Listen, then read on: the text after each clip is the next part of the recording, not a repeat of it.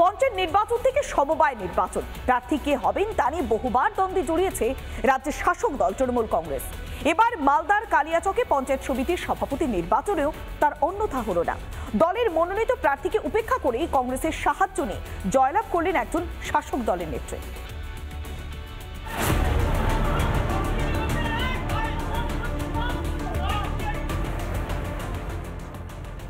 মালদহের কালিয়াচকে পঞ্চায়েত সমিতির সভাপতি নির্বাচন, আর তাতেই তৃণমূলের বিরুদ্ধে প্রতিদ্বন্দ্বী তৃণমূলই অভিযোগ রাজ্য নেতৃত্বের পাঠানো প্রার্থীকে বাদ দিয়ে নিজেদের পছন্দ মতো প্রার্থী করেছে স্থানীয় তৃণমূল নেতৃত্ব।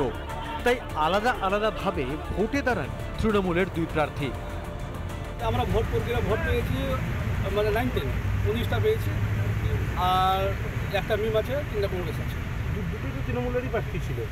ওরা 4-5টা দিয়ে তৃণমূল বলে আর কি বলবো, 4-5টা তৃণমূল বললে হয়ে গেল, আমরা 19টা কোথায় যাবো? দিনভর কড়া নিরাপত্তায় নির্বাচন শেষে কংগ্রেস ও মিমকে সঙ্গে নিয়ে বোর্ড গঠন করে তৃণমূলের এক পক্ষ। অন্যদিকে নির্বাচনের স্বচ্ছতা ও প্রশাসনের ভূমিকা নিয়ে ক্ষোভ উগড়ে দেন তৃণমূলের আরেক পক্ষ।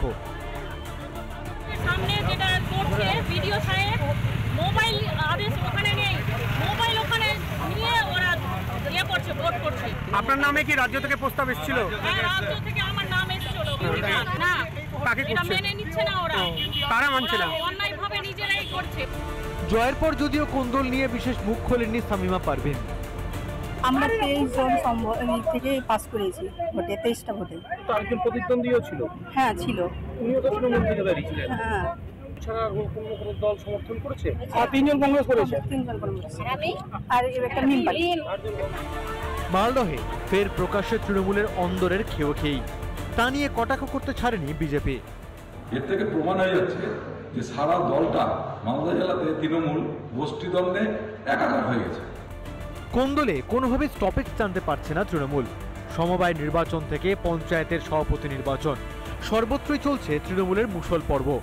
এখন প্রশ্ন, 26-এর বিধানসভায় শাসকের এই গৃহযুদ্ধের ফায়দা বিরোধীরা কাজে লাগাতে পারবে তো? রিপাবলিক বাংলা। কখনো শাসক দলের অন্দরের কোন্দল, আবার কখনো বা বিরোধীদের উপরে চড়াও হওয়া, রাজ্যের শাসক দলের এটাই কিন্তু ট্রেন্ড। ঠিক তেমনই ভোট পরবর্তী হিংসায় তৃণমূল নেতার লালসার শিকার হয়েছিল বিজেপি কর্মী 9 বছরের মেয়ে। ঘটনা 4 বছর পর মিলল বিচার। অভিযুক্ত তৃণমূল নেতাকে যাবজ্জীবনের সাজা দিয়েছে আদালত। ভোট পরবর্তী হিংসার মামলায় এটি প্রথম সাজা ঘোষণা আদালতের।